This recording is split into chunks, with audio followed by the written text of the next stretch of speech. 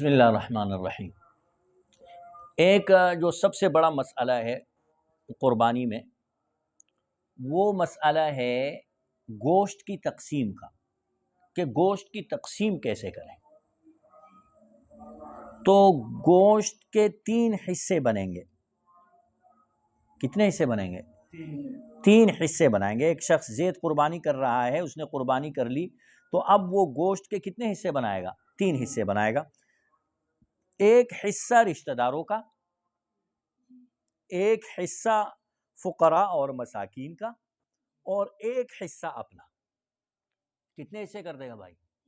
3 حصے کر دے گا۔ ایک حصہ فقراء کے لیے کر دیا، ایک حصہ رشتہ داروں کا کر دیا، اور ایک حصہ اپنا کر دیا۔ یہ بھی مستحب ہے، اس طرح تقسیم یہ مستحب ہے اور اچھی بات ہے، بہتر بات ہے کہ آپ اس طرح سے تقسیم کر لیں گوشت کی، تاکہ بانٹنے میں آسانی ہو اور ہر ایک کو اس کا حق مل جائے۔ سمجھ رہے ہیں بھائی؟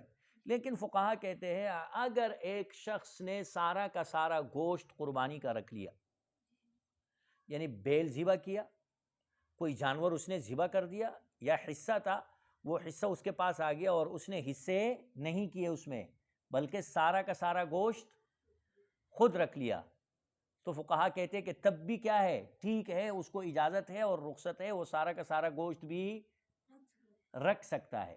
یا ایک شخص ہے، اس نے قربانی کر لی اور قربانی کے بعد اس نے سارا کا سارا گوشت تقسیم کر دیا اور اپنے لیے ایک بوٹی بھی نہیں بچائی، ایک ذرہ برابر بھی اپنے لیے نہیں بچایا گوشت، تو فقہا کہتے ہیں کہ تب بھی اس کو کیا ہے بھائی؟ اجازت ہے اور رخصت ہے کہ یہ کیا کر لے؟ تقسیم کر لے سارا کا سارا، اس سے کوئی نہیں پوچھے۔